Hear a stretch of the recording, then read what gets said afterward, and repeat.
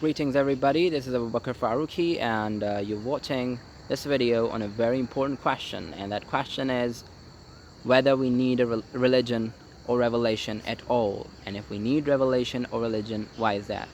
So to discuss this question, quickly speaking, we'll touch some parts of philosophy because it's important to discuss philosophy in order to answer this question.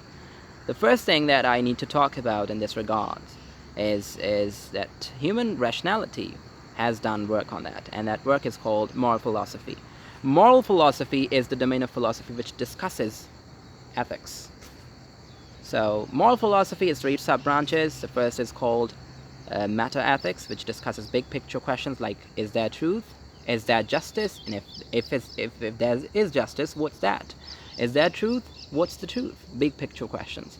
The second is called normative ethics, which talks about whether an action will be right or wrong, and how an action can be justified, or can it be deemed right or wrong, and distinguishing right from wrong in action.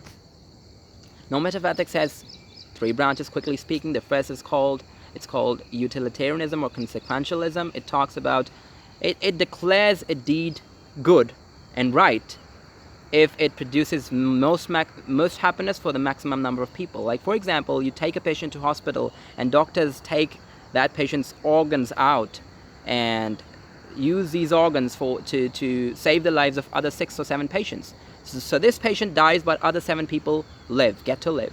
So by logic of consequentialism or utilitarianism, this is totally right. There's nothing unethical about it. Then we talk about deontology. Deontology is a principle, is kind of concept, theoretical perspective in moral philosophy, or precisely normative ethics, which says that you've got to follow certain principles, like certain laws. Don't steal, don't cheat, don't kill. These are the rules. And if you break any rule, no matter what condition is, your act is to be deemed wrong. Now, example of this is if you lie to save a person's life.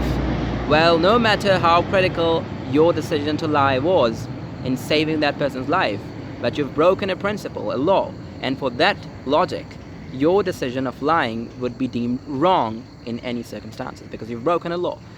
Similarly, there's third branch, which is the most important in our perspective. It is applied ethics. Applied ethics discusses issues of practical importance, like what a state should do. Can a state do this? Is it legal to do that? And all the debates of LGBT marriages and abortion laws fall in this category, for example. And how to determine who's right in that perspective. Is abortion right? Is abortion wrong? Are same-gender marriages right? Are same-gender marriages wrong? How to determine who's right? Well, to be honest, you can continue with a number of arguments in favor or against a topic, but you can't reach a conclusion because human rationality is relative. It's not absolute. And for those who want to study it in detail, it's important for them to refer to the Critique of Pure Reason written by Immanuel Kant, the German philosopher. Well, human rationality can't reach a conclusion, and so how, then the question is, will reach a conclusion in order to determine what's right and what's wrong? Well, we don't have any other option other than religion. Religion must be there. Revelation must be there. If there's a God, God understands that our rationality is relative because He's created us, and we can't reach a conclusion with this. So He's got to decide with certain principles that these are the principles. You've got to make them benchmark, and using these principles, you will decide what's right and what's wrong. So the criteria would be set by God Himself. Because He's absolute and He has the most knowledge. Because if there's a God, if you believe in a God, you must believe in religion. Like, there are schools of thought like DEISM, which do not believe in religion. They believe in God and a certain kind of nature kind of God, but that God is not like the God we believe in Islam or Christianity or Judaism. It's a different perspective of God who has nothing to do with the creation, who's got nothing to do with the universe, and He doesn't interfere with the universe He's created Himself. So this is the deistic philosophy. And why I'm discussing it here, because these are the deviations from religion. And the most deviated position is called, its philosophical position called atheism. Atheism says we do not need God at all to determine what's right and wrong. So as far as human reason is there, we can decide what's right and what's wrong. But that is a very extreme position, because to me it doesn't appear to be the right position. Why? Because human rationality is subject to this relativity.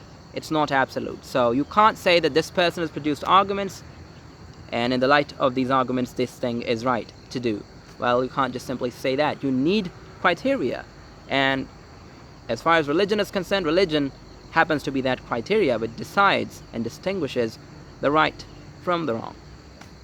So yes, there is a need of religion, and there is need of revelation, and in the light of that revelation we'll exercise our logic, our rationality. Without that guiding principle, we'll be, keep deviating, and we'll never reach a conclusion. Thank you very much. Goodbye.